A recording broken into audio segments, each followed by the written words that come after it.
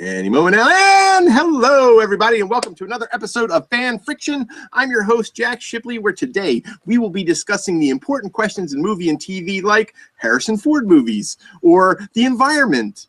The environment?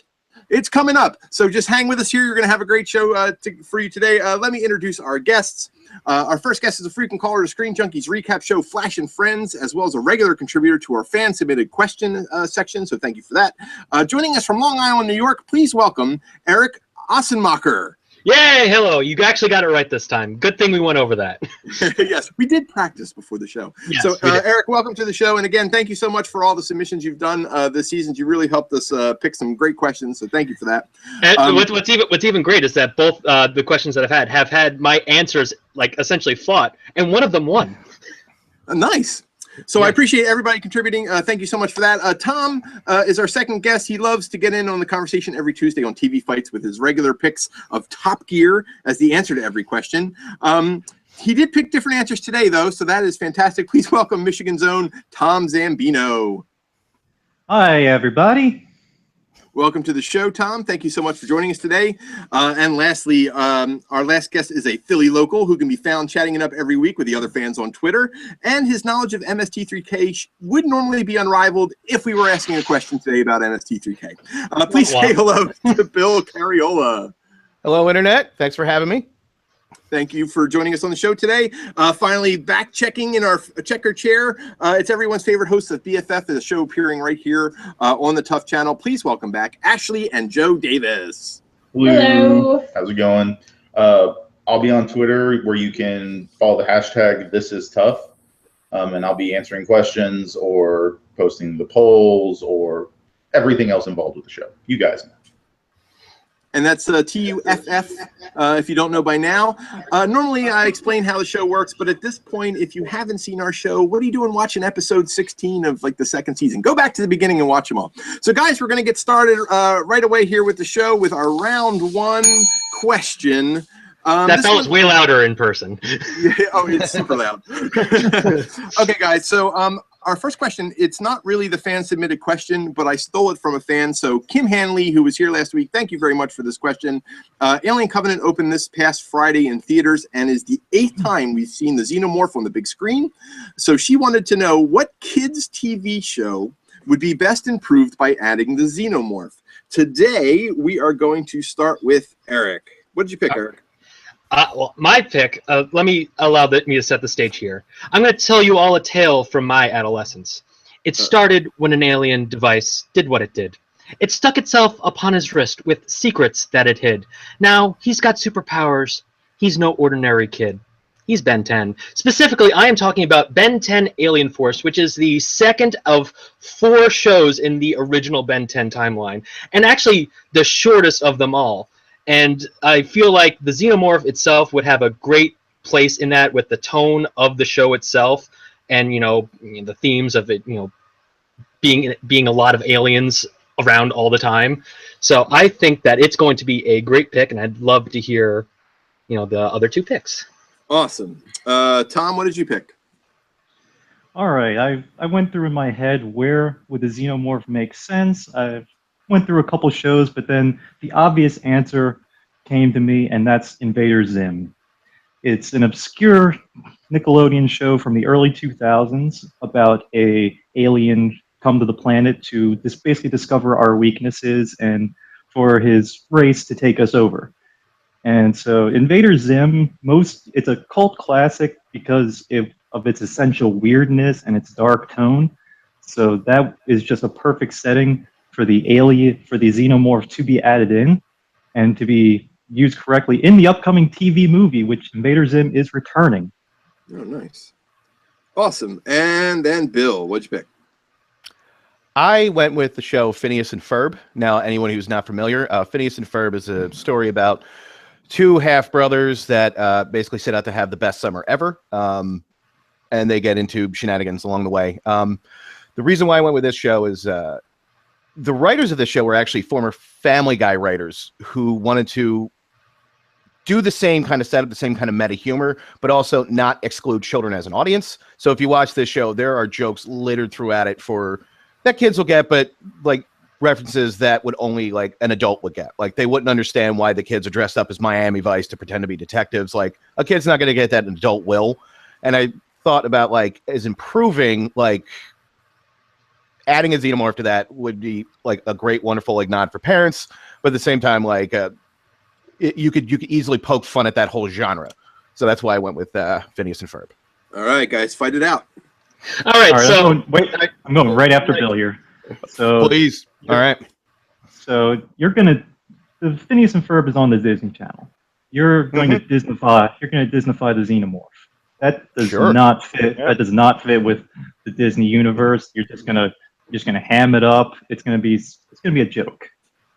Yeah, because for both of our picks, not yours, people can die from the Xenomorph in our picks. Nobody is dying in Phineas and Ferb. That's never going to happen. Let's get that straight right off the bat. Nobody is dying from the Xenomorph. So at that point, why even have a Xenomorph if nobody's going to die?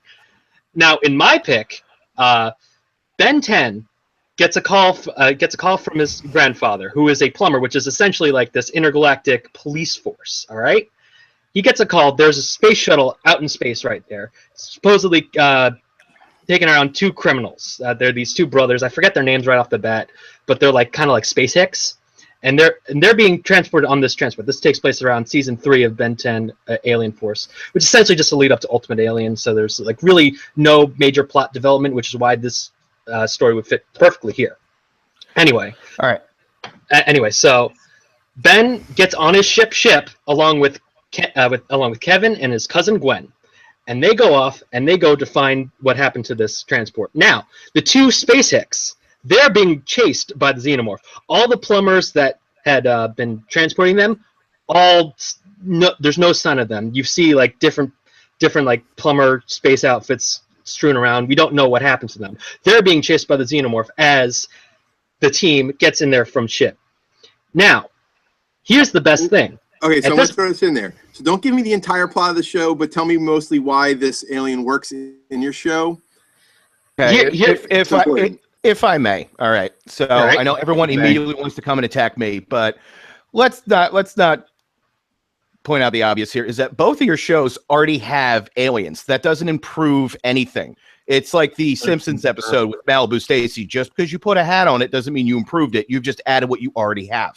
In my show, which is essentially alienless, I get to have a little more fun with that, and I get to poke fun at it. You could have a whole setup where it's the boys go out to space, they run into a Xenomorph. Ferb could easily whip up a device, and you could communicate with it, and you can actually have like a hilarious like episode where like you can actually talk to like connect with a Xenomorph in such a way that can easily just be done by the end of it.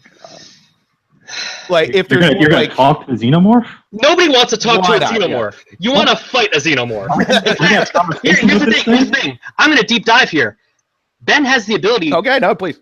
Ben has the ability to, if there is no DNA for this alien in the Omnitrix, to take the DNA from that alien. To take the DNA from that alien and become that alien, so we will have a Xenomorph versus Xenomorph fight. Forget alien versus He already faces stronger alien versus alien. He already faces stronger alien. Yeah, we got that. Alien versus Predator. No, not alien versus Predator. Alien versus alien. Yeah, we got. They're both aliens. He can just transform into another alien from the show and just kill it in an instant. No. I'm gonna take this and run with Invader Zim. So Invader Zim is by far the darkest of all these 3 shows. It's by far the weirdest. So it's coming back for a TV movie. So let's take the opportunity to pay homage to the original Alien. You bring Zim in. Basically, the story is that the almighty Talos, who are his leader, they want to get rid of Zim finally because they hate Zim. He's incompetent. He's an idiot.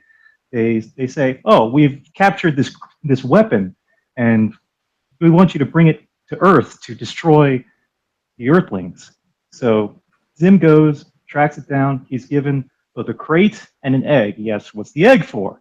They said, "Oh, but backup." So that immediately we're thrown in the Chekhov gun.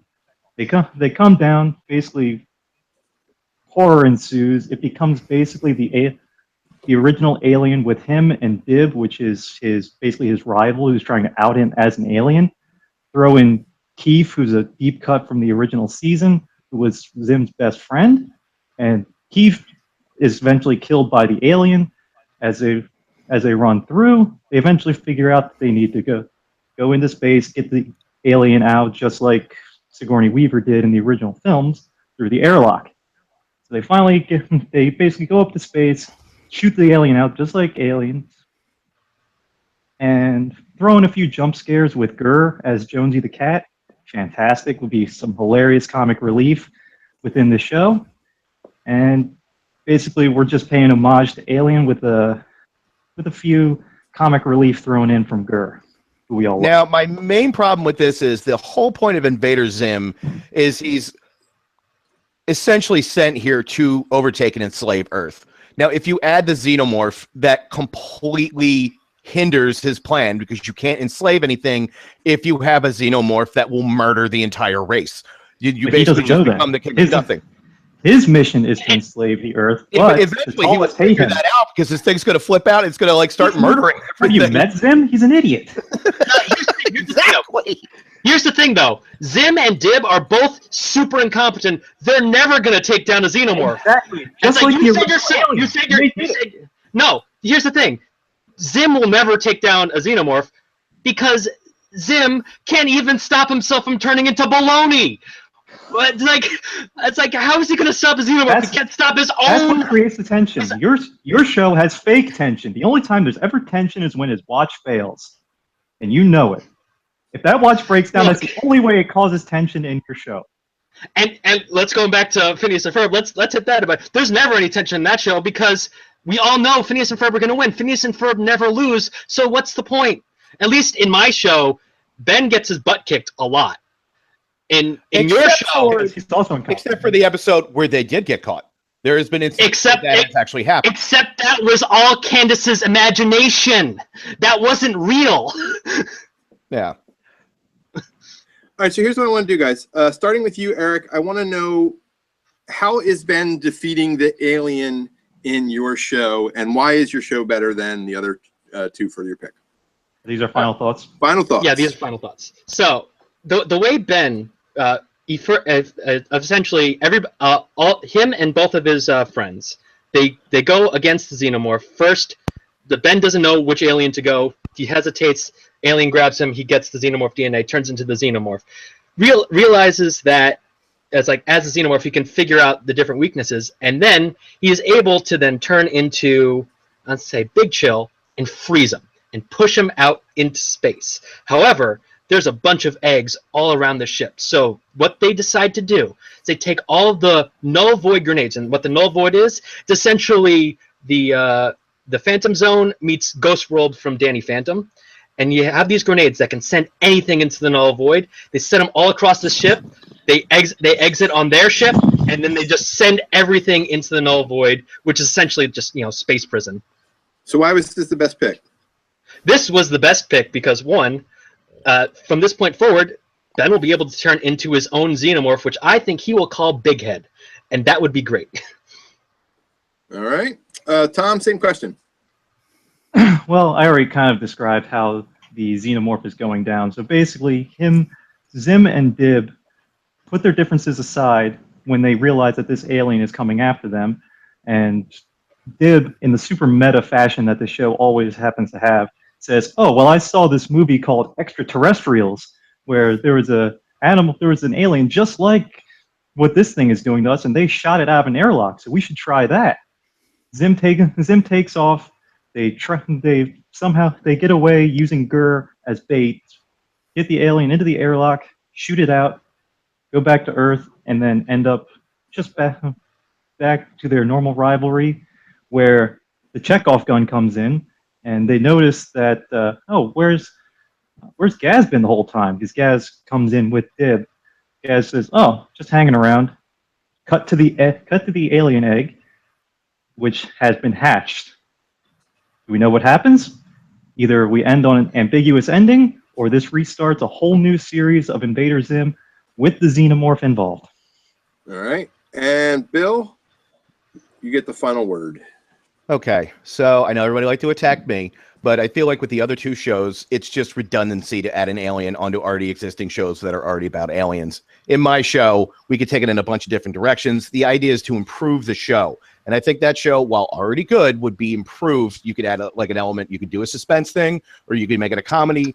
It opens up avenues to a bunch of different possibilities, whereas the other ones just turn it into like a straight up fist fight. And that's it. Like, I feel like there's no room for originality and no room for a different take. Whereas with this one, in Phineas and Ferb, we could take it into like a comical direction, or we could take it to like a suspense direction. Like, the avenues are just endless. So All right. Nobody wants a comical alien. Nobody wants a comical alien. and you don't No, have no. a comical alien. All right. I got it. If it was on Phineas and Ferb, it would absolutely would be. All right, let's go to Ash and Joe. What is some facts involved in this fight, and what does the internet have to say? Well, I have one fact from the internet. There is at least 2 people that would talk to a xenomorph. Ran a poll after that question was posited, and 60% said they wouldn't, 40% said they would. All right. Very cool.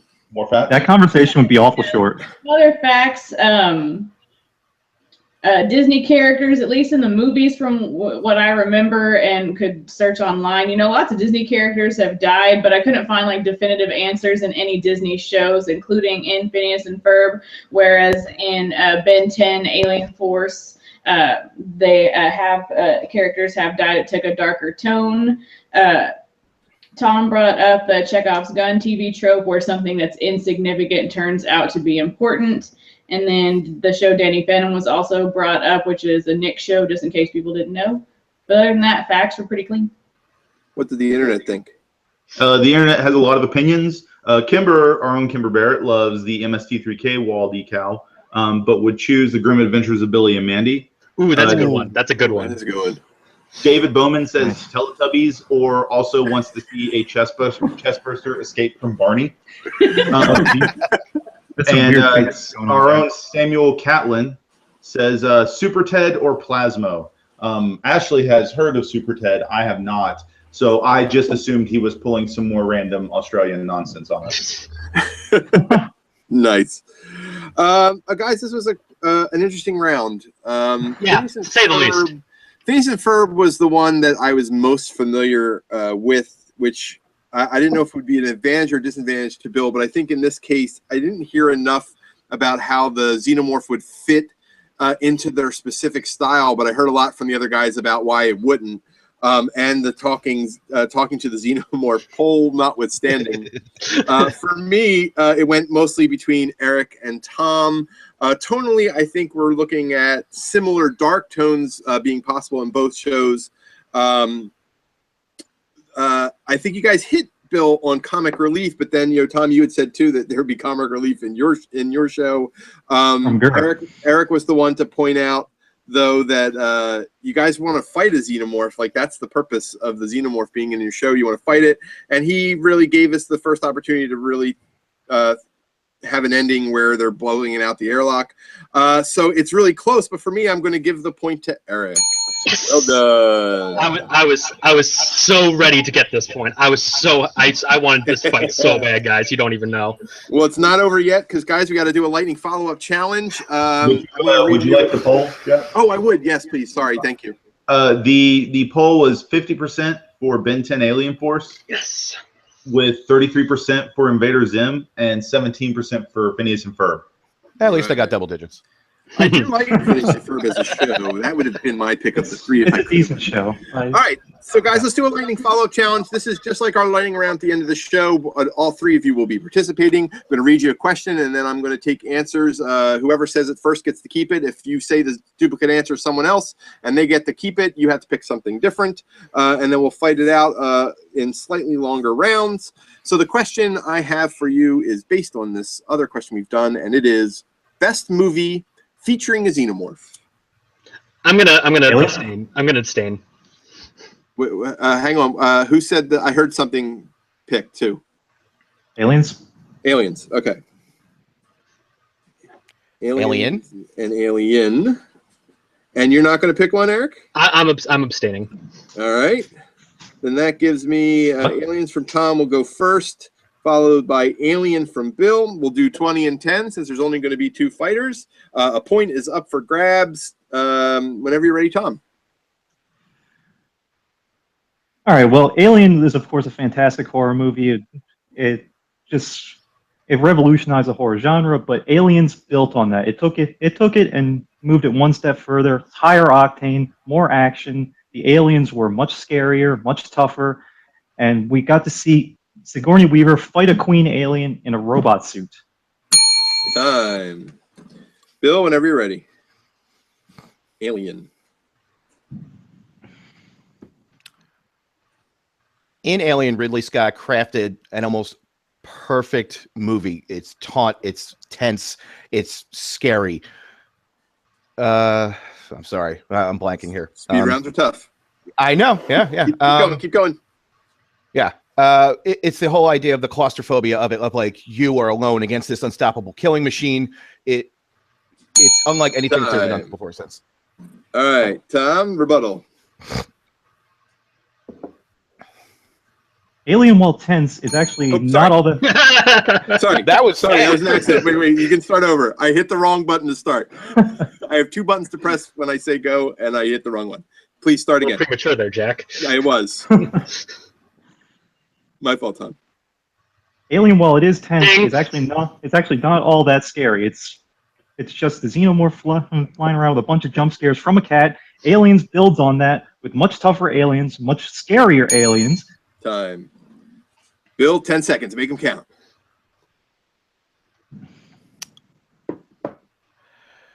All Aliens did was just add more to an already existing formula. It beat for beat follows exactly the same plots, where it's just we're fighting this thing and we're going to push it out an airlock, whereas like Alien was a more personal, more tense, and more well-crafted story. Time. All right. I'm going to go to Ash and Joe first for some feedback here. What did you guys think? It was funny because I think it was Tom's argument against Alien made me side with Alien more when he said just a bunch of jump scares from a cat, and I'm like, Jones was the best part of that movie. So you would go Alien. I would go Alien. And then Ashley. I was gonna go Aliens. I liked the beginning stuff about like it built on the original movie, but they're tougher and it was scarier. And then the part where he like made fun of Alien for the fact that it was all the jump scares from the cat, even though I do think Jones is the best. Like I thought that was a good knock. So we're gonna be indecisive as a team as usual. We're not going to contribute, basically. Yes, no, that's fine. So it's actually helpful to hear your thoughts. So I got to break the tie. Obviously a speed round is difficult, but way to not give up. Bill, for sure, and I think you actually had a very strong rebuttal. I think, though, Tom had enough time to get the hits in, and so Aliens will get the point. Well done, and that means Eric not shut out. One, and Bill has none yet. Good job. I make a complete ass myself, so all right. No, everybody's doing great. It's speed round's tough, man. You got to access that information in your brain and throw it out quickly, so it's not easy. Let's go to round 2. This is a fan-submitted question, as it's supposed to be, and guess who picked it? Kim Hanley. I wanted 2 of your questions this week, so thank you again for submitting. We are going to go with your question, what is the best movie or TV show with an environmentalist message? And I promise the internet you will not expect the answers you're about to hear, so this should be interesting. We are going to start this round with Tom. Tom, what did you pick? All right, we're jumping right out. All right, so for this question, I thought long and hard about this, and I came up with one of the best action movies ever made. It's actually much deeper than people give it credit for. Has deep resonance within, especially the automotive community, and that is George Miller's classic, The Road Warrior. All right, you want to take a few seconds to tell people why it's an environmentalist pick? I was going to save that for the opening argument. All right, I'll let you. Well, I would throw it in now because these guys are not going to be easy on you. Okay, so I should explain myself then. So, The Road Warrior is actually not just an action movie. Like I said, it is a lot deeper than people give it credit for. It's actually a warning about what happens with our addiction to oil. the energy crisis is what caused the apocalypse to happen, which is not even a full apocalypse. People are still addicted to oil, to gasoline. They're driving around in these crappy bikes with huge gas tanks on it because they're addicted. They need more, but they don't have it. Nice. All right, let's take from that and go to Bill. Bill, what did you pick?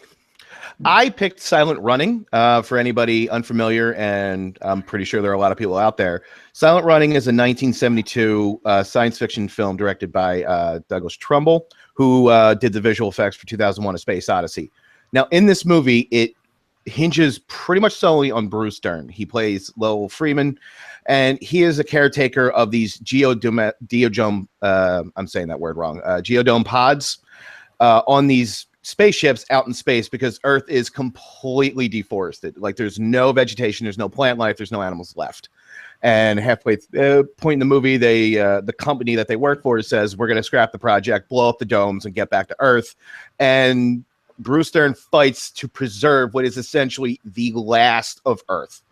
And I don't want to go too much further in because you really should see the movie. It's actually very wonderful. But it's a very somber ending, and it really, the main thing is, like, it's all about this guy who fights to basically save what is left of, like, our planet.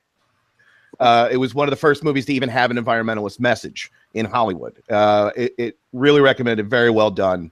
And that's my answer. Fantastic. And Eric, what did you pick? Man, these two with their post-apocalypse things. I went a little different route. I chose the Rocko's Modern Life episode Zanzibar, which is, first off, an environmental message, episode. It actually won awards for this. Second of all, it's a musical. It's a musical done by the creators of Phineas and Ferb. And it is, to this day, still both poignant and hilarious. All right, guys, fight it out. Okay, if All right, I I'm may, sorry to go right after. I'll let you go. we gotta knock out Zanzibar right away because in the effort of research, I watched about 5 minutes of this, and I actively opened every aerosol can I had because I wanted the Earth to die. This is the most annoying, hackneyed. It couldn't be any less subtle unless Keenan Ivory Wayans popped up every 5 minutes and yelled message. Like, it was the episode of South Park, the butt out episode, like where the kids had to see this non-smoking ad. And they're like, hey, if you don't smoke, you be like us. And they immediately want to have cigarettes. I immediately want the Earth dead if I have to suffer through that ever again. I'm sorry. Like, well, you clearly have no soul, because that episode is hilarious, especially the songs. But to this day, Dan and Swampy, the recycle song. The recycle song. Sorry, I'll knock it down a bit. The recycle song is the only song that they still know. Every other, like, hundreds of songs they've done over the years, they don't remember. They remember the recycle song because it's that catchy. It's that great. Now it's cheesy. It's cheesy and I also know Wheels on the Bus, but doesn't make it a good song. So, like, what do you think? All right, I'm going to pile on Rocco while Bill kind of fired the opening shot here. So, I was alive in the 90s. I was a kid in the 90s. Every cartoon had a recycling episode. That was no different. Rocco just got lost in the shuffle. Futurama did the meta recycling episode much better with the trash episode. And I'm not going to let Bill off right now because I hate to pile on you for the second round in a row. But I have to attack Sirius' version of Biodome. It's a bore.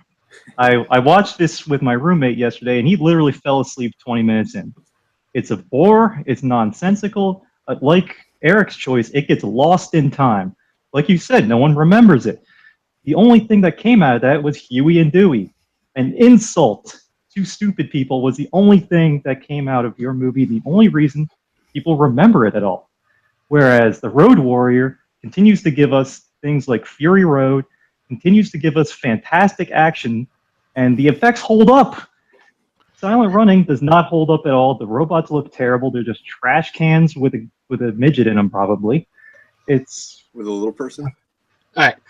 Allow me to jump in here real quick, guys. All right. First of all, Road Warrior, that's not an environmentalist movie. The whole problem with the oil is that they've used up all of it, not that it's hurt the environment at all. they're What do you call, full of what energy. do you call the fights over? What do you call the fights over oil destroying the Earth? I call that the war in Iraq. Like, you could, like, all right, first off, Exactly. you got to come with a better answer. Like, all your arguments back to me, like, look how great this is. Look at a great action movie this is. Look at a great post-apocalyptic movie this is. But this is not an environmentalist movie. They are fighting to save the thing that killed the planet. It's like, I'm a health conscious person. That's why I want to save cancer cells. Like, that is that makes no sense. And it validates the argument, like, altogether. My movie, at least they're trying to save like patches of Earth so that like maybe we can actually like live and breathe and eat. It's like, it's not openly telling you, it's not openly saving anything. It's warning you that your addiction is going to cause you to end up having to wear only what you can raid from a sporting goods and sex shop. That's all they have. You will be fighting over oil in some weird leather chaps if we continue this addiction on oil. But you'll still be fighting over oil. That's the thing. You'll still be driving cars that emit these terrible gases into the atmosphere. Now, most of them are fuel-efficient motorcycles, sir. There was only one V8, and that was the V8 Interceptor, which was brutally destroyed.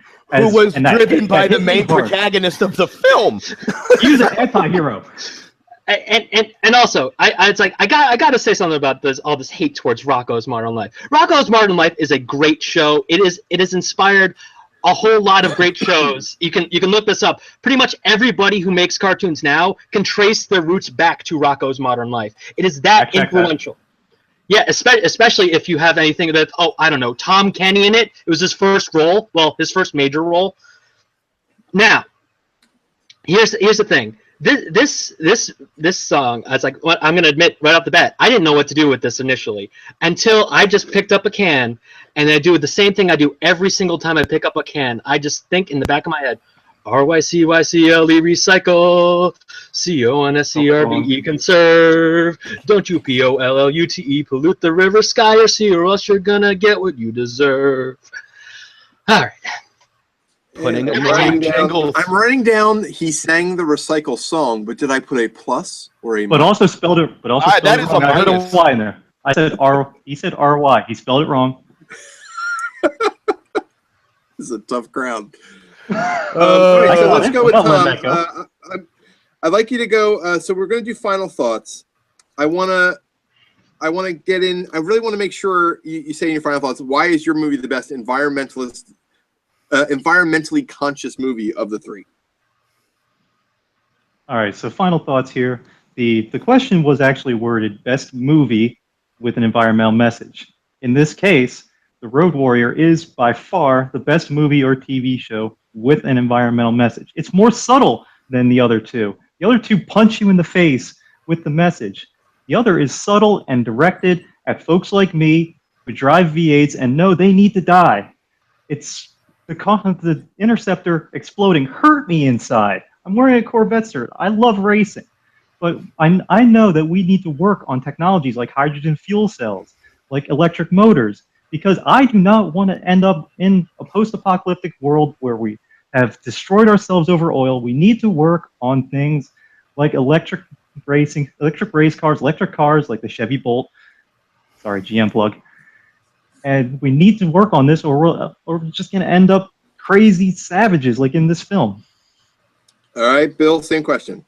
Okay. So I know everybody liked to attack me and like all the reasons why their stuff was so much better. At least mine is actively fighting to try to save any kind of piece of the earth. And everyone likes to make the joke that like, oh, it's not memorable and it's like inconsequential and whatever. I'll have you know, George Lucas was inspired and created R2-D2 based off the Huey, Dewey, and Louie robots. WALL-E was directly influenced by this film. And because I had to bring it all back home, Joel Hodgson has said Mystery Science Theater was a direct homage to this movie. That is the lasting effects that we have gotten from Silent Running. So you can argue about it all day long and how boring it was, but like I think the legacy of it stands tall. And not to mention that, like in my movie, they are actively fighting. The guy literally fights and dies to save what is left of Earth. In Mad Max, they just fight to save the thing that has already gotten them to this place. No lesson was learned. Like everybody just keeps fighting for like what is actively murdering the planet. And Rocko's Modern Life couldn't be any less subtle unless it was announced with an air siren directed by Michael Bay. Like, it is hackneyed at best. It is annoying at worst. And I'm sorry, but Silent Running is clearly the best for this challenge. All right, Eric, you get to close us out. Final thoughts. All right, so here's the thing. Rocko's Modern Life, it's made for kids. It's not supposed to be subtle. Kids don't get subtlety, guys. Here's the thing. Now, the whole point of the story is that, you know, Conglommo, it's polluting everywhere, and Rocco's got to fight City Hall. But you can't fight City Hall. You can't fight corporate America. They are big, and we are small. You can't fight City Hall. And he fights City Hall, and he won, too. And the entire episode, it's Ed Bighead not wanting to do his part. He wants to dump toxic waste into the park, and he's the one that's forced to clean up. And at the end, he cleans up, and he still doesn't want to take care of the Earth. And the Earth fights back and burns him to a crisp. That's good comedy. All right. Guys, well done. There's going to be some facts to have checked this round. We're going to go to Ashley and Joe Davis to find out what they were. I have one fact. Apparently, as of 4 voters, the wheels on the bus does go round and round. And we're going to leave it with that because it is a fantastic song and we all know it. What we got in the facts, Ash? Some other facts. I looked up to see if Silent Running was the first film with an environmentalist message, and went down a Wikipedia hole that did not have that movie on it, but did have a movie called Hell and High Water from 1954 about the Cold War and the effects of the atomic age. That episode of Rocko's Modern Life did win an Environmental Media Award. And of course, there were a lot of shows in the 90s that did have an environmental episode that was definitely in trend, including Saved by the Bell. They had an episode about oil where Zach gets upset about a duck that is his friend. God. Hey, at least I didn't choose that, guys. I almost would have preferred you share that. No. What did the internet have to say? I'm sure there were lots of other options. There were. Kimber said Ferngully. Very, very good choice, solid choice. David Bowman wasn't expecting this. None of these were in his top 5, and he even on Twitter, you can go to it and find it, shared his top 5 with us. Thank you, What was David. his top pick? I would have to find it. Oh, okay. Tom suggested the Toxic Avenger. Ooh. Classic. Sam is surprised no one said Captain Planet. Everyone loses, no points, but his choice was dinosaurs. Because there's apparently a lot of environmental issues. I don't remember. I just remember Not the Mama. And Travis Wachowski suggested Pokemon the first movie because it's about like animal abuse and things like that. So That's not environmentalist. That's animal abuse. That's different. Captain Planet wasn't people's choices, but I like that everybody went kind of out of the box on this one. All right, guys. Well, we all know why Tom likes cars. Yeah. And it clearly has something to do maybe with his love of the Road Warrior, which is not going to really go ahead and pass a point to you this round. But I like the creative thinking that you tried to pull there. But I believe that they pretty much knocked you down. So for me, it is between Bill and Eric. And I have to say, Bill, I felt you were on fire in this round. You were throwing punches left and right, and honestly, while I did give you a plus for singing the Recycle song, I do have to say that Bill, you were throwing haymakers in both directions, and you basically took everybody out, in my opinion. I'm giving Bill the point. Oh my God. Okay. All right. Well done. Everyone will have scored today. What did the poll have to say? The poll has 1 vote on it currently. Awesome. I even retweeted the poll to try and get some more votes. But as of right now, when I'm reading it, as 1 vote for the Road Warrior. All right. Well, 100% choice. All right. Well, see, there you go. I'm going with the one person and saying that you're both wrong. That's over. I just want to say. Go ahead. Sorry. Eric? Yeah? That hurt my soul to have to fight Rocco. I watched that yesterday. It was hilarious. I love that episode. I know. Where was this? I could have won. You had no chance. I could have won if you backed me up. I had a chance. No, you didn't. You I gotta had say, a like, chance this to was be the- third, and you definitely captured that spot. Guys, let's Yeah. go into our lightning follow-up challenge. Let's see. It's going to be based on our current question, and it is this. I'd like everybody to participate, please. No abstaining this round. I want all three of you to fight. We got, what is the best disaster movie? Independence Day. Twister. Armageddon. I'm gonna get it on. Okay. Who said that? That was brilliant. I did. I'm allowed to make choices once in a while. Armageddon was 3. I'm sorry. It was Twister, Eric? Yes. All right. So Independence Day will go first with Bill. Then we'll go to Eric for Twister. And then Tom will close it out on Armageddon. Bill, whenever you are ready, you can begin. All right. I'm sorry, because we didn't do this last round. You will have 30 seconds, not 20 seconds. It's going to feel like an eternity, so don't give up early, because it's going to be real long. It's going to be 30 seconds, and you guys are going to have 20 seconds to rebut. Okay.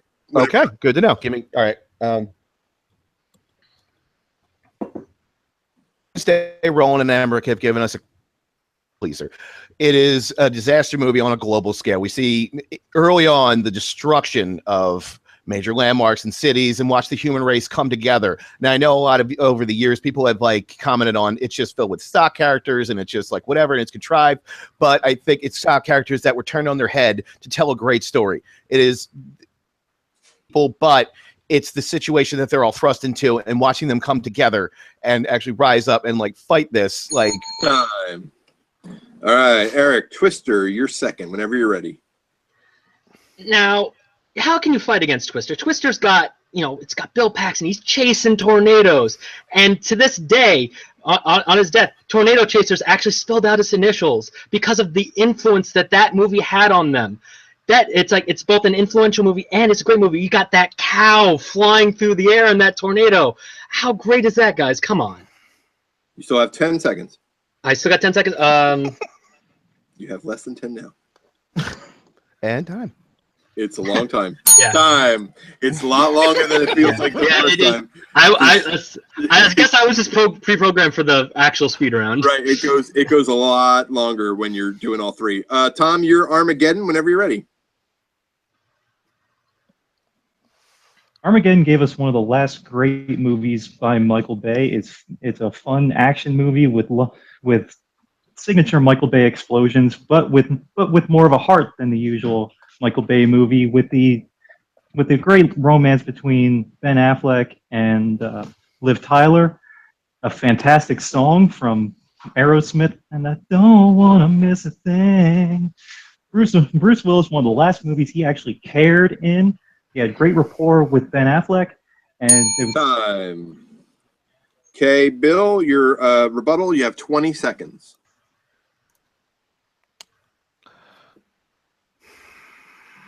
All right, one sec. All right. For a movie about twisters, we almost see almost none of them. And with Armageddon, it began the decline of Michael Bay. It all starts there. The problems are like even Ben Affleck talks about what a dumb premise this movie is. In my movie, it has actually held up. It has actually done well. It launched Will Smith. It is time. Okay, Eric, 20 seconds. I'd say The Fresh Prince of Bel-Air launched Will Smith, not Independence Day. And to be perfectly frank, Independence Day, it's not that great of a movie. Even looking back on it, just like with all the stuff with the sequel, you just look back on it, it's like, yeah, it wasn't as great as we thought it was. Now with Armageddon, that movie's so dumb. Like, why can't astronauts just learn how to drill? It's like that's the basic thing, but why don't they? It's so much easier. Tom, you get to close this out whenever you're ready.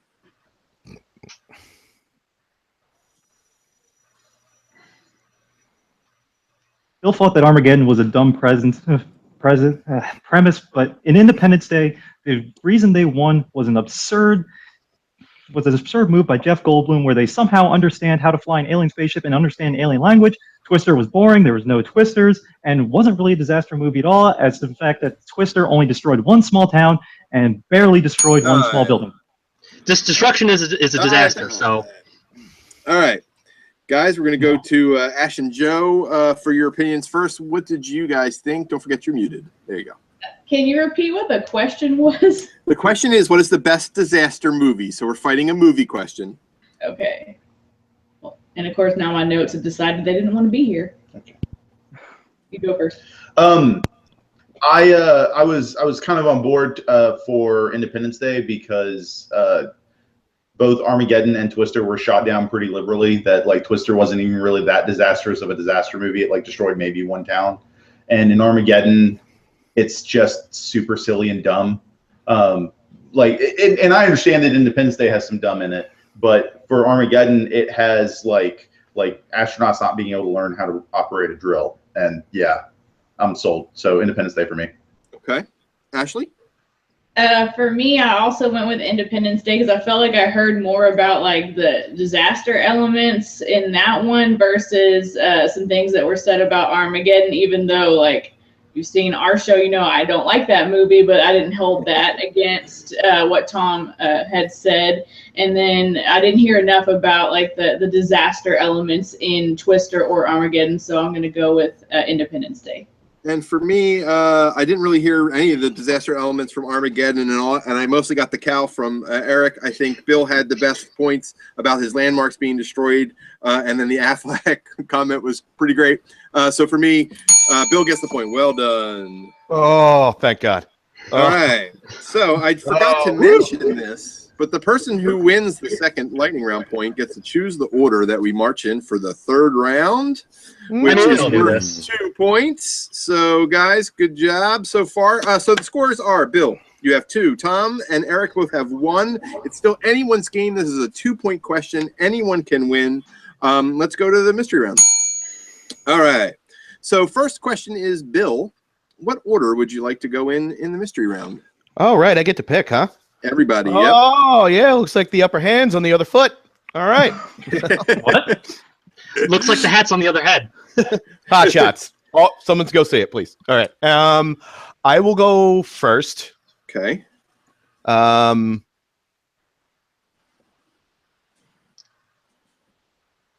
Who will have the final word? Oh my God, I'm blanking on everyone's name right Eric now. And Tom. Oh my God. Okay. All right. I'm sorry, guys. Eric has a hat. Pressure. And Tom loves cars. So it'll be me first, Tom, then Eric. Got it. All right, guys. This is the mystery Somehow I knew round. that was the order. So remember, when you go first, no one can duplicate answers. So if you do hear an answer that you're familiar with, you have to pick something else, but everybody has backups, so we should be good. Today's mystery round question is, Harrison Ford has had a very long and successful career in cinema. Everything is on the table. Any performance ever by Harrison Ford. What is the best performance by Harrison Ford in his 50-year career in motion pictures? Before we finish and you give me your pick, Bill, I want to remind everybody this is a performance question. So the argument should center around the performance and not necessarily the movie. So, Bill, whenever you're ready, you can begin. All right. Do I just give my pick or do I go into a little bit into it? And a few moments of about your why you picked that movie. Okay. What I went for best Harrison Ford performance is the movie Witness. In Witness, he plays a detective who's looking after a little Amish boy who witnesses a murder, and it goes into like it's all this corruption within his own department and who he can trust and who he can't trust.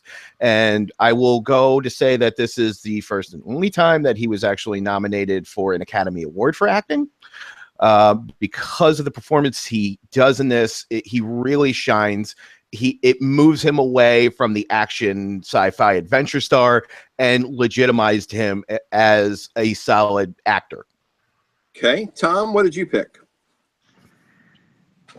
Well, for this one, I really took to heart the fact that it was a performance-based question. So I went with his turn in Regarding Henry.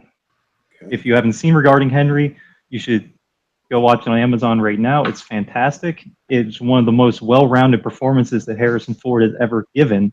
It has a fantastic character arc where he starts the film as a corrupt asshole lawyer and then has a debilitating injury and recovers and becomes a better person out of it. So it's one of the few times Harrison Ford has ever had a realistic character arc from beginning to end and improves as a person. and I'll talk more about it in the arguments. Great. And Eric, which one did you pick? All right, so if I'm going to pick any Harrison Ford performance, I gotta go with the Harrison Ford performance, and I'm talking about Han Solo in A New Hope. And that's what started his career. That's what gave him the career. That's what everybody remembers him for, because that is the performance. Okay, guys, fight it out. More people remember him for Indiana Jones than they do Han Solo. Han Solo got outshone by the young, up-and-coming Mark Hamill, who barely had an actual physical career after that. Harrison Ford, in Han Solo, he was just the cool guy. He was the cool guy for 2 hours. He was like the third most important character. Carrie Fisher and Mark Hamill carried more of the load in that film than Han Solo, whereas in Regarding Henry, that was all Harrison Ford. That movie hinged upon him. That movie would have been god-awful if he brought anything other than a 5-star performance. I'll let you make some arguments. Yeah, if I may. If you wanted to argue Han Solo, you should have went with Empire. It was the better performance, from Harrison Ford. It was more nuanced. It was definitely more layered. Now, as far as Regarding Henry goes, he's fine in this. Don't get me wrong, but that movie is just at parts painful and comical at best and ruins it. There's a whole scene with his daughter where he says, "I remember gray carpet. I want to go home." And even as a kid, I'm left stunned. I'm like, okay, what does that have to do with anything? It's just kind of awkward at times. Now, if you wanted the role where he went from unlikable to lovable, you should have went with Sabrina. It was better done and more believable and more nuanced. Now, at least in my movie, he's a very believable character. He's very relatable, but also he hits like these core emotions. Like there's times where he's scared, or times where he stands up for these people. Like it's the classic fish out of water, but it's also a love story where you see him blossom with Kelly McGillis, and like just you feel it and you sense it and you root for him throughout this whole thing. I don't want to keep going because I feel like I'll just take up all the time, so I'll let somebody else go. All right, so yes. More from Eric, yeah. It's like his original turn as Han Solo. It's like I thought about doing Empire Strikes Back, but you know what? That's him. That's him softening. I want the shoot first, ask questions never Han Solo. The guy that once again shot first, and he straight up murders just to get away, and he's that guy that makes the turn and becomes the guy that supports Luke on the Death Star run in the Millennium Falcon after he already left. He was done. His job was over. It was his adventures with Luke and old Ben Kenobi and Princess Leia that turned him from that rogue that couldn't care about anybody else into the hero of the Rebels. He's still a rogue at the end of the movie. He's just a rogue that shows back up and has a couple more friends. He has Chewbacca at the beginning, so it's not a brand new thing for him to have a friend and a companion. He's obviously already loyal to other creatures. And I don't want to spend too much time on Han Solo. As far as Witness goes, man, Bill, you want to talk painful to watch. Witness is painful to watch. It's after he leaves to go to the Amish city, it's boring. I got up to clean the bar during this movie because it was boring. It was still on. I was still watching it, but again, really boring. It's just a really contrived piece where it's your standard love story. You bring in an Amish suitor for Kelly McGillis as basically just a plot device to add in some fake tension.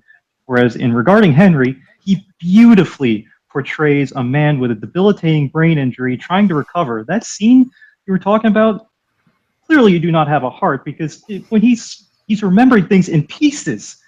He remembers, I taught my daughter to tie her shoes in my home. I want to go back to that home. It was brilliant. That's how you recover from brain injuries, where you're figuring out piece by piece. The Ritz scene where he learns how to talk again after being shot, and it's a brilliant scene where he finally learns to speak again by saying something that he wants, and not even realizing that it's a plot device earlier on, that he's again remembering something from his past, where I'm going to go right into spoilers here, where he cheated on his wife at the Ritz. So he's remembering everything in pieces. He has to speak with his eyes. Witness was a good performance. It was fine. There was nothing special about it. And regarding Henry, he had to show recovery with his eyes. You looked into him and you saw the pain of him trying to remember everything from his past life that he just doesn't remember. And I don't want to take up all the time here. Sorry. All right. All right. Go ahead, Bill. Go ahead. No, go ahead. No, please. I want to hear more. I was about to go. All right. Tell me more. All right. So you can harp on Witness all day long, but like with Witness, it was the movie that proved that Harrison Ford could be a great actor, not action star, not movie star, actor. It shed the whole Han Solo, Indiana Jones, and granted, he went on and still did those roles again, but it opened up more avenues and just showed what wonderful performances we can get from this guy. You want to talk boring? So much of regarding Henry is I got to watch this guy, and some of it is painful. I promise you. This is J.J. Abrams, at some of his worst. Just the whole scene, the awkward and looking back kind of badly racist stereotype of the black best friend, and just the awkward, him duplicating that. Oh, it's funny because he's trying to sound like that, and it's not. It's awful to watch nowadays. And in A New Hope, he's not really integral to that whole story. Now, granted, Empire is the better example, and it always will be. A New Hope, he's just hey, I'm a bad guy. Oh, I'm gonna break character at the end, so it makes it look like I have some kind of arc when I don't really. No, I don't really. He more so has that redemptive arc, where we come to enjoy him more as a character. This is where we see the other side of him, where he's it was always there, but it's more nuanced than that. And in my movie, it's so many different tales to tell at once, and that is not an easy thing to do. It is at one point a cat and mouse. It is at one point a fish out of water. It is at one point him being accepted by the community and it is at one point a love story. And not everybody can pull that off, and he pulls it off and was rewarded with an Academy Award nomination for it. Now, I've heard a lot of shade thrown between the other two guys about themselves. One's boring, one's painful to watch. You know what's never boring or painful to watch? A New Hope. Now,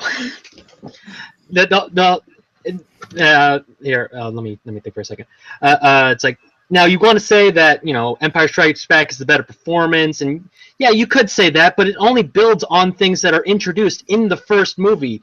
That entire arc of him helping save the princess. Everybody's trying to get out of that trash compactor. Shoot, boo, boo, boo. Now, I don't know anything about the other two movies. I'm going to admit that right now. So I can't really say anything other than what I've already said. So I'm going to leave it at that. All right, well then, Bill, let's start with final thoughts. So performance-wise, give me a recap of why your performance in Witness is better than the other two films. The reason why his performance in Witness is better than the other two is because he has more of a range and he's doing more with the time that he's given. He is the focal point of this entire film, and he has to go up against impossible odds of fighting corruption, where at the same time becoming almost a father figure and a caregiver to this young boy who he has to look after, and also have to go into a situation where he does not belong and he is an outsider and he is judged and cast upon to the point where he wins these people over and they accept him as one of their own. By the end of it, and you see while all this is going on, they still manage to juggle a love interest storyline, and it's believable, and it's not an easy thing to do all of that in one film by one person. I couldn't think of any better showcase for the range that he can pull off, and that's why I would go with Witness. All right, Tom. Sorry, just gathering my thoughts for a moment. Okay, so Witness was a good performance. That was the beginning of when you saw that Harrison Ford could be a good actor. Yes, but he built on that in regarding Henry. I'm going to use a visual aid here. So Richard Hammond, I've of course read this book, also had a debilitating brain injury. Bill brought up that it's painful to watch. Good. That is what happens when someone you love has a brain injury. If it made you uncomfortable to watch his recovery, that's what it's supposed to do. Then Harrison Ford did his job. The movie hinges upon him showing the recovery not just with his voice but with his eyes. They were yes, juggling a love story. That's writing, but Harrison Ford's performance in Regarding Henry, going from the rogue asshole lawyer that he plays so brilliantly at the beginning, all the way until the end when he realizes that everything he's done was wrong and tries to go out and redeem himself for everything wrong that he's done. Because yes, you do have a personality change after a brain injury like that. When you recover, you do not become the same person again. And he shows that brilliantly as he learned to speak. And I'll end with the final killing blow for Han Solo, that, of course, Harrison Ford hates that role. He hates it for a reason. He wanted him dead in Empire, and he finally got his wish in Force Awakens. Eric, close us out. Well, I would say Harrison Ford hates his role as Han Solo because they kept doing it over and over again through the different movies. Not his first original appearance as Han Solo, because that is what gave him his career. Now, what I gotta say is, you know, A New Hope, it's, you know, directed and written by George Lucas. So Harrison Ford's performance allowed us to think for a couple of years there that George Lucas has very good writing. It's all in those performances, and not just Harrison Ford, but all the other actors, Mark Hamill, Carrie Fisher, all of their performances that made us think and believe for so many years that George Lucas was this story genius, and then he gave us the prequels. And just looking back, A New Hope still stands up even with all of those weird writing nonsense. And he's the you know, the rogue, the guy that's gotta be the one that keeps calm and against this whiny kid of Luke. He's like, yeah, right, kid, don't get cocky. You're just gonna get us killed if you think just taking down one TIE fighter is gonna you know make us anything good. You gotta stay on it. All right, guys, well done. Let's go to Ashley and Joe. Talk about some facts about these movies and find out what you guys thought. All right, got a few facts. One of my facts to start with is I posted the poll. What do people know Harrison Ford more for? Han Solo got 67%, while Indiana Jones got 33%. And depressingly, Rick Deckard got a big whopping 0 because I just Oh, wow. Yeah, I just watched Blade Runner that again is a last real night. shame. I wish I someone looked Blade Runner. at the memorable characters, and all of the choices were on this list. From Masterable coming in at number 9 was his character from Regarding Henry, and number 8 his character from Witness. Number 2 was Indiana Jones. Number 1 was Han Solo. And some other facts. Eric had brought up some stuff about George Lucas's writing. All 3 principal actors from Star Wars basically said that they were surprised at his lack of good dialogue writing skills and complained a lot, so much so that he actually allowed them to improvise their own wording of a lot of the basic lines and dialogue in the screenplay. And Harrison Ford was actually quoted as saying, "As you can type this expletive, but you can't say it." So, I not think he was a good writer. Other than that, pretty much facts were clean or very opinionated. So, what do we see from the internet? The internet is relatively divided at the moment. Between some fun options as far as options go. Kimber Barrett said Deckard and Blade Runner, and if we're going Star Wars, his best performance as Han Solo is from Force Awakens. I'm inclined to agree with that personally. I considered it. Well, he I actually ripped that apart.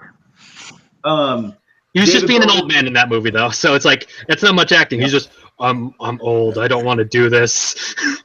Sorry, Joe. Go ahead. David Bowman said Dr. Kimball in The Fugitive was his favorite, but Regarding Henry is probably the best in his opinion.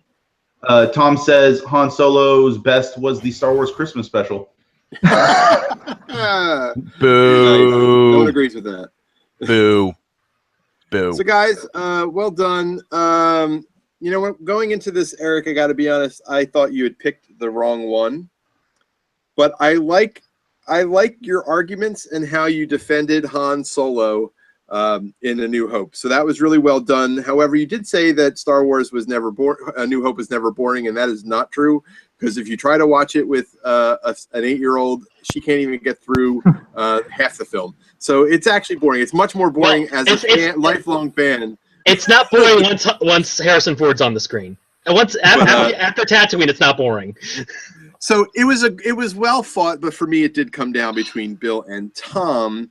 Both of you kind of picked some of the strongest performances, I thought, of the two of the picks rather for Harrison. I liked how both of you talked about how it made him a versatile actor, but I specifically liked how Bill mentioned that it's one of our first chances to really see that he is a versatile actor. However, I really felt that Tom had a really strong argument, specifically with how Harrison portrayed his brain injury, and I think that communicating and acting with his eyes had to tell a big message. And I think that performance-wise, even though the Bill's choice had an impact on his career, I think the performance was best in regarding Henry. So, Tom, you get the point. Congratulations.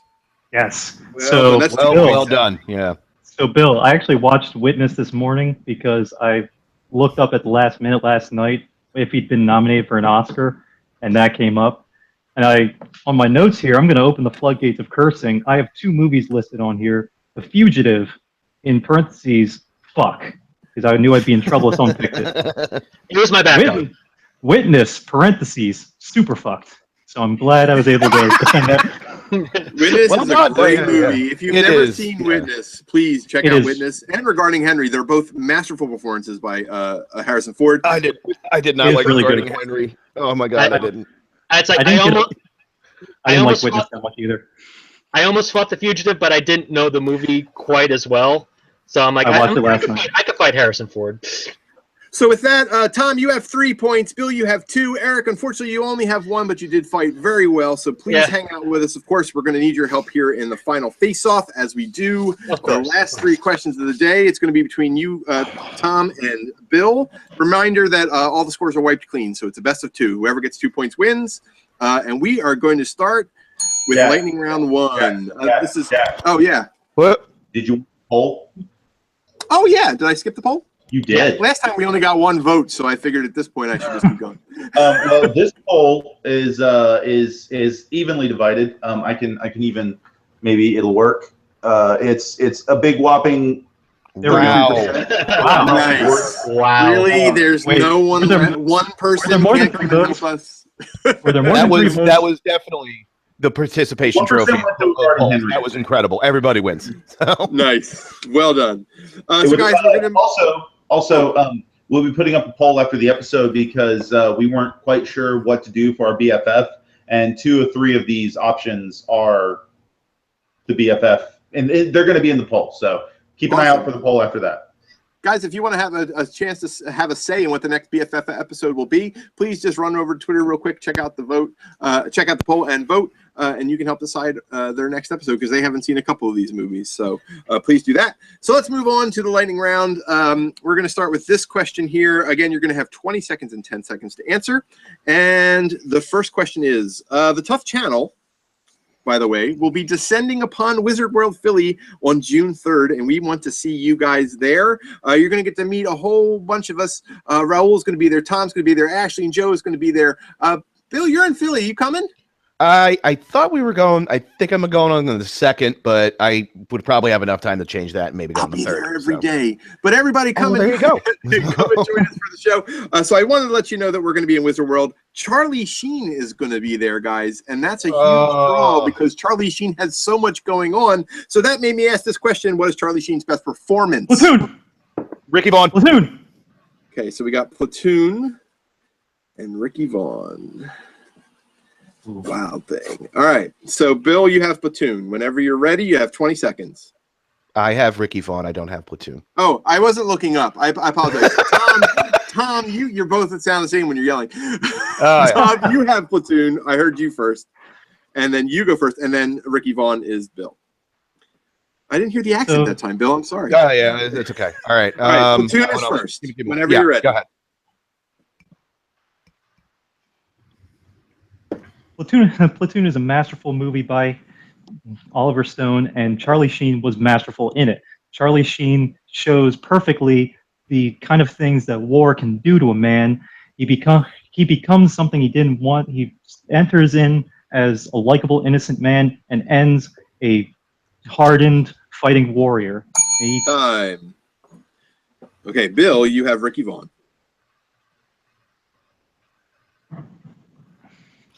In Major League, Charlie Sheen has given his most iconic performance as Ricky Vaughn, this like down and out, like loser turned to baseball all-star. When he went on tour, he wore a Ricky Vaughn jersey. Like everyone knows it. It's just synonymous with him. It's in our memory. It will always be his most memorable performance in anything that he has ever done.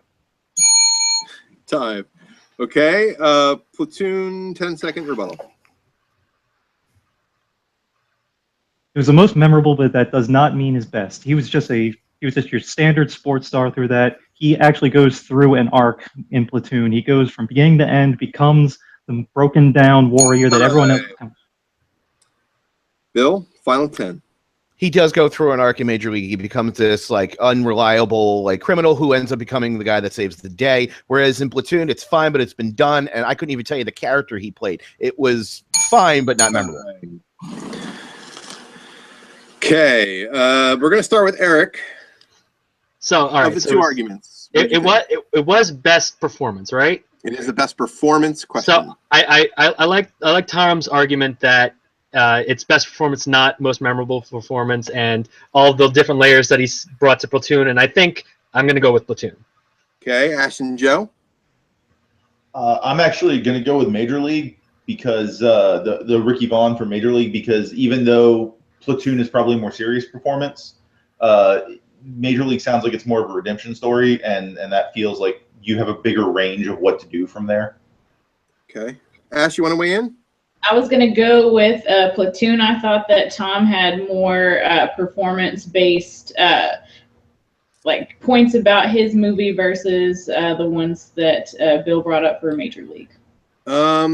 So for me, so that's 2 for Platoon and 1 for Ricky. However, I'm going to choose Bill, and the reason for Bill getting the point is he mentioned 2 key things. One, he had a great rebuttal. He had the rebuttal that there is a character arc, which I thought was important. And second, he snuck this in there. What's the name of the character in Platoon? Because you didn't know it, and he has a character, and it is a performance. I like that the best. I'm giving the first point to Bill. Well done. Well, obviously, it wasn't anger management, guys. Enjoyable movie. No, the TV show. The anger management TV show that he did. Oh, yeah, that's unbearable. It wasn't bad, but it was basically a rehash of the 2.5 Men. The 2.5 Men. Okay, so yes, sorry. Tom brought up a fact. Tom Bennis brought up a fact during the episode that apparently Charlie Sheen has canceled Wizard World. He's not going to be there. No.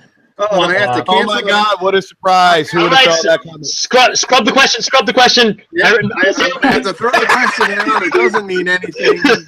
Charlie, I'm very disappointed in you, sir. I'm going to edit this out of the final version. Okay. Well, the point will count. So, Bill, you're still up by 1. So, Tom, you need to get both of the next 2 in order to win. Let's do this one. What is the best movie from Arnold Schwarzenegger's career? Terminator 2. Who said that? Me. Bill. Okay. Yep, thank you. I was looking down the right.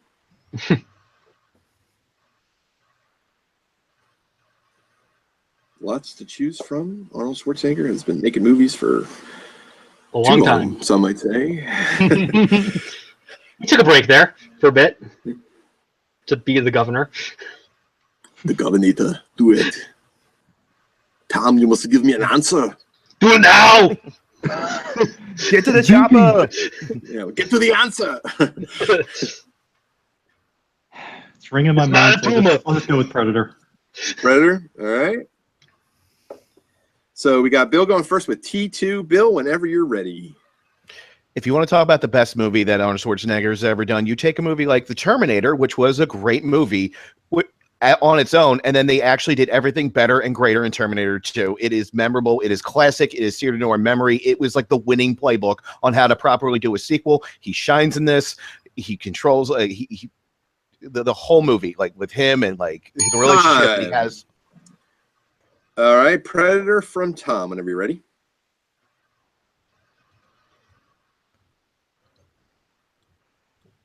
Predator is one of the first times we actually get the opportunity to see Arnold Schwarzenegger's acting prowess. In Terminator, he was just a robot, but in Predator, he actually carries the idea of the Predator and has the only good Predator movie, whereas Terminator can work where he's not the focal point. Predator has to only work with Arnold as the focal point. Everything has failed since. Time. Bill, 10 seconds. Predator's a movie about a guy fighting like some kind of hunter alien that could have worked with anybody playing that part. This part, Terminator 2, would not have worked without him. And that's the reason why it's one of the highest grossing movies ever made. There's a reason why everyone looks at James Cameron. Okay, Tom.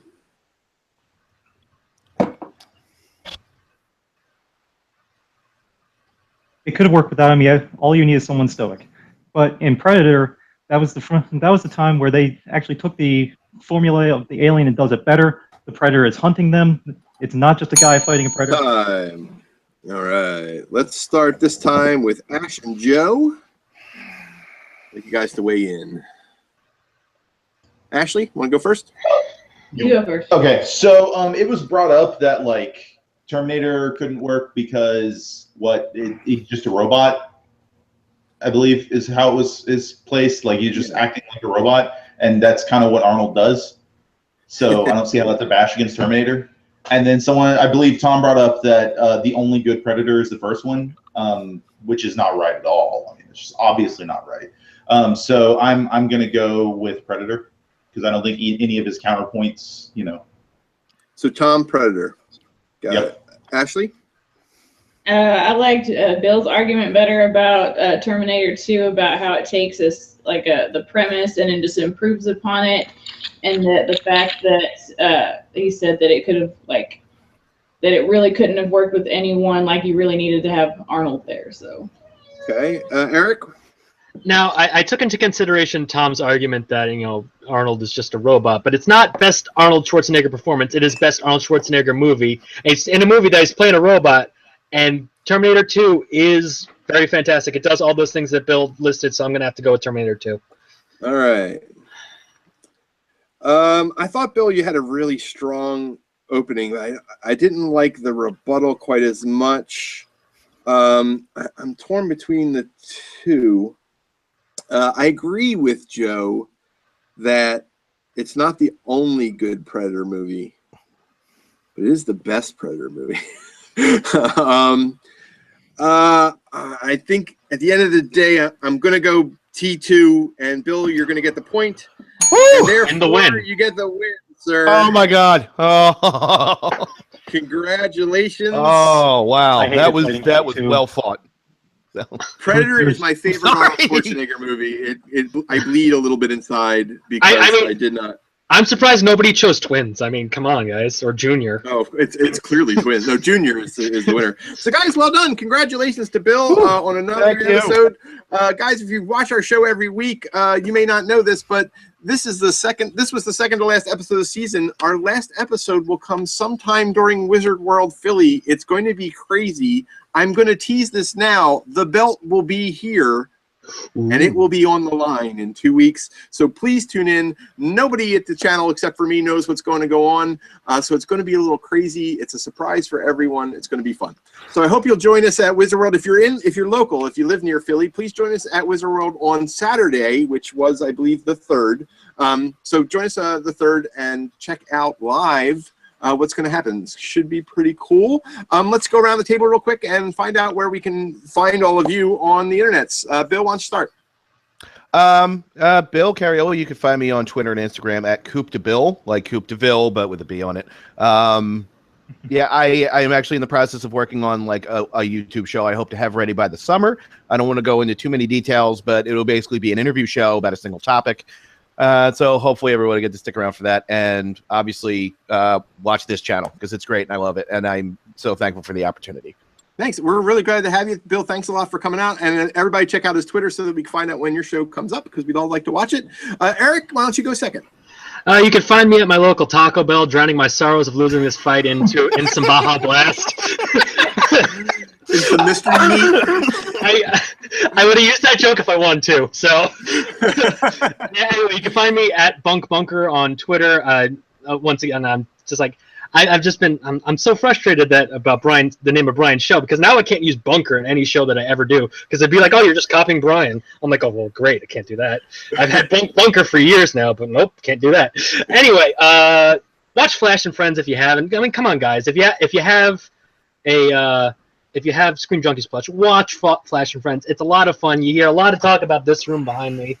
It's great, guys. Talk about Flash and Arrow and Supergirl and Legends of Tomorrow, which is over now. Only 1 week left, guys. It's the finale. 1 week. And Eric, thank you again very much for contributing every week some kind of questions to our show. We really do appreciate it. You've helped make the fan segment fun. So thank you very much. There's been some great questions. So thanks for contributing. Thank you. Tom, where can we find you on the internet? You can find me on Twitter at RoadRaider3, and you'll also find me, like Bill, I'm hoping to start up a YouTube show this summer, hopefully next month, called Cars and Popcorn, a play on on Cars and Coffee. So anyone watching this, the format of the show is just going to be me talking with someone about a certain film or franchise and the cars within that. So I can give my take as an automotive engineer and car enthusiast. So if anyone has a good idea, I kind of want to make the first episode a big one. So if anyone has something they're passionate about, please send me anything on Twitter. We'll set something up, and hopefully we can get this show going. And thanks for having me, Jack. Oh, absolutely. Thank you so much for being on the show. We get to interact with all three of you guys on Twitter every week with the Screen Junkie show. So thank you again for coming in. I hope you all had fun. It was a blast. BFF. I had a blast. Have me back anytime, please. Same here. I can't believe I lost on Schwarzenegger. I'll actually prepare this time. I swear. There's two more introductions we got to do. Ash and Joe, you have a show, BFF, coming up. Why don't you tell them again about where to find you and the upcoming poll?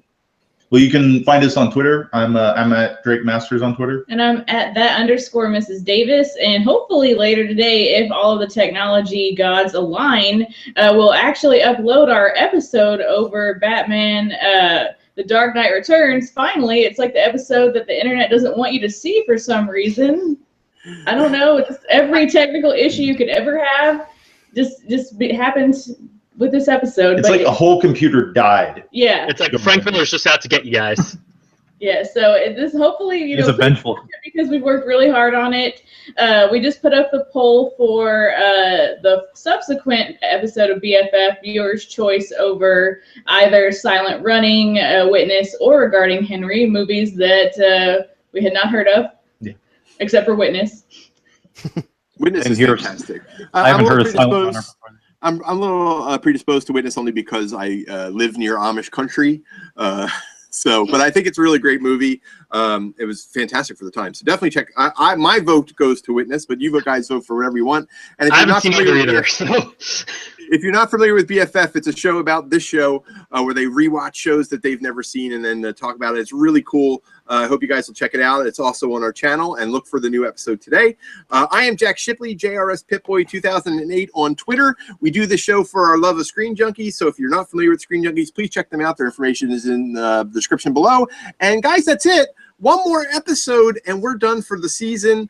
So look for us in 2 weeks at Wizard World Philly. We hope to have a lot of fun, and we hope we get a chance to meet some of you there. So if you're near in the Philly area, go check it out. Charlie Sheen won't be at the Comic-Con, so it'll be pretty awesome, I'm thinking.